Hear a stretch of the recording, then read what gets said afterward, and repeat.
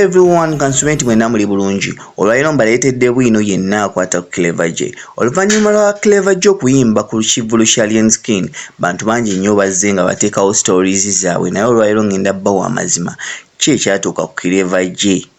amaanyi yali agajjawa ge yali alina yeggaalagawa kituufu baamuloga oba alina ensonga z'endala so njagala weekuumireko oba ng'onyumirwa entertainment news teweerabira ku followinga oba ku subscribinga osobola tuteekerawo ko ne like button ku video eno tuveewo amawulire gaakuba ne gaga Clever J agw'eddalu yavaako kyolaba Alien Skin bwazze mpulidde essanyu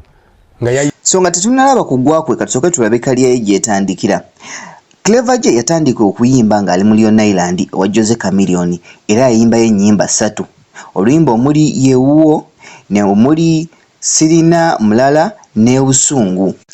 ng'eyo gye yayigira okuyimba n'okkuba ebivuga katukirize tugaane kaliya ya Clever J yatandikira wa Jose Chameleone gwa 2005 nga guggwako abategera music tuba tubala mwaka gwa 2006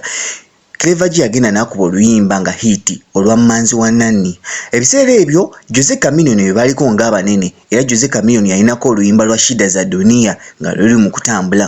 ebiseera Clever J yafunira fame era n'afuukira ddala celeb mu East Africa wano wonna nga yakuba sente yatandika ozifuna abantu ne batandika omugeraganya ku Jose Chameleone engeri gye yali ng'azimbye brand ye ng'efaananira ddala n'ani ne Jose Chameleone kati obuzibu wano we bwava Jose Chameleone yagenda n'aperforming oluyimba lwani lwa Clever J era ne gagwa mu matu ga Clever J awo Clever J n'alabira ddala nga ye celeb aliko era batandise n'okumukoppa munnanga okuva n'olwo Clever J n'akyukira ddala era n'alekera n'okugenda mu famire y'abamayanja ebyo bibaawo munnange naye ate ensobi gye yakola yali emu yakwata competition yonna n'agiteeka ku Jose Chameleone amaaso n'agateeka ku Jose Chameleone era nga we tujjukira yagenda n'agamba nti no mu Uganda mulimu empologoma 2 ye ne Jose Chameleone ndowooza mujjukira ne interview gye baakola mu mwaka gwa 2022 awo Comedy Store we yaliwo ye Chameleone ne Palaso yagamba Palaso nti toyingirira mboozi za mpologoma nga zoogera yalinga ategeeza nti ye ne Jose Chameleone kitegeeza nti ne kati amanyi nti no mu Uganda mulimu empologoma 2 ye ne Jose Chameleone awo wava obuzibu competition yonna yagikwata n'agiteeka ku Chameleone kati ate ki ekyamusuula kati music yatandika okukyuka era njagala wetegeeze ennyimba za Clever J zino ziyazzaako okuva ku nsi yaleeta ne music wa Uganda gye yali atandise okutambula ennyimba za Chameleone ziyajjanga akuba ba Bobby Wine nga bakuba bonna abaliwo biseera ebyo nga bakuba nga music akyukidde ddala njagala obbajjukiza nga sinnabakubira nnyimba zino nti no Clever J azaayimba okuva n'olwo Clever J talina mwaka gwe yali yaganye ku recordinga luyimba ekyo Haram Haramain naye ennyimba z'abadde akuba zonna nga ziri mu system eri enkadde nga wengendo zikubira zonna naye wetegeeza oluyimba olw'omwaka guno ennyimba zonna 3 zaakubye omwaka guno era ozirabira ddala engoma n'entambula yazo zitambulira ddala nga music oli omukadde nga tuvudde ku excitement nti ate we supporting biki music akyali mu music omukadde Ebyampalanirako ngate bikola epalana ngate bikola kati yali akuba ebyo nga Chameleone amaze okuupdatinga ng'akuba zino ye I've been proposed to but I never took the ring.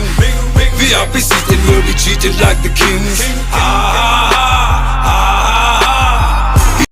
kati njagala wetegeeza oluyimba luno lwa mwaka gwa 2023 tumaye tugere lugeraganye n'oluyimba lwa Chameleone lwa mwaka gwa 2010 awo ogenda otegeera nti no Clever J yalemerera okwatagana n'endongo kati akyakompitinga ne Chameleone ow'omwaka gwa 2006 lwa nsonga ye amaaso yagateeka ku muntu omu kitandike tutambule okolyafuluka bogezi kabogere okolyafuluka kati ono gwamba kubira kati ye Chameleone wa 2010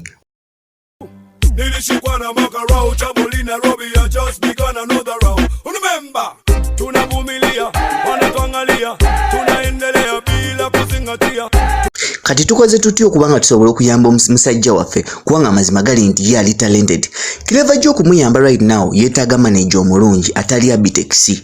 nkiddamu yeetaaga manager omulungi atali Abitex njagala mujjukire Abitex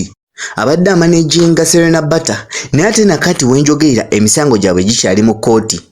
bakyalwanira copyright kati yeetaaga omumanager atali oyo abeere nga asobola omufunira writer omulungi. Wenjogera ku writer omulungi njogera ku writer asobola okutunuulira embeera y'omuyimbi n'atunuulira okusinziira ku brand ye n'asobola okupgradinga music ne music aliwo kati then n'amuwa cause nze kyeneekakasa Clever J muyimbi mulungi. Ekyo wakimala twetaaga okuba nga tutegeera ekintu kino wammanga. Endorsements ze zireetera abana abayimbi okuba nga batambula okuba nga bafuna ku kasente kubanga sente ezisinga obungi bazijja mu bivvulu. Okitegeera kati singa tumusuddiya ne tuba nga tumukyayisa abayimbi abalala kati nga bino tumusuddiya asimanya Mayanja family bamuloga asimanya Mayanja family biki right now okwata ku Mayanja family nze nkubuulira abayimbi abalala tebabeera ku side yo ekyo nkikukakasa. Kati abayimbi abalala tebagenda kuba ku side ye tebagenda muwa chance yo kuyimba ku bivvulu byabwe ezo sente abazifiirwa. Omanyi lwaki bano abayimbi abamu ba Bobby Wine ba Bebe Cool bakoze nnyo sente mu industry lwansonga bagezezaako nnyo kukola ki emikwano. Jose Chameleone yavaayo n'ayogera n'agamba nti ye kimukozeseza sente nnyingi mu industry eno. Akoze emikwano mu Tanzania, akoze emikwano mu South Africa, akoze emikwano buli wamu. Ntino singa Mafikizolo owa South Africa aba agenda okukola ekivvulu asobola okumuyita n'amugamba muganda wange jjangu ombeererewoko aba agenda musasula. Naye kati right now omusajja atandise okuteeka empalana ku bayimbi bonna kasaya atandise okugamba nti nate bamuloga ate Chameleone mubi ate biki byenjogera muyinza obutabikkiririzaamu naye njagala mumuteekeko amaaso abiri mujja kukiraba nti no tujja mukolera concert naye tetugenda mukolera concert nti buli wanaaba afuuse yala tumukolere concert buli wanaaba ali yala tumukolere concert so yeetaaga endorsements okuva ye bayimbi banne alina okuteekawo omukwano ogwo. Ekyo kye kigendo tulale muganda waffe Alien Skin musajja alina talent ye naye ate mu kumusudiya tumusudiiza ne tumusutte ne tumuyisa weyandibadde akoma kubanga bategesi ba bivvulu kituufu abitegesi mutegesi wa bivvulu bajjo mutegesi wa bivvulu naye bategeka wano mu kibuga okitegeera ate tebategeka nti buli lunaku balinayo ebivvulu so beetaaga ne endorsement okuva yali abayimbi abalala okuva mu club ez'enjawulo okuba nga basobola okutambuza career yaabwe. Obanga tona subscribinga nsaba okusubscribinga no kugina incast like the video and you can tell me kikyolowooza mu comments tubeere nga tukikwatako maybe mu video eddako.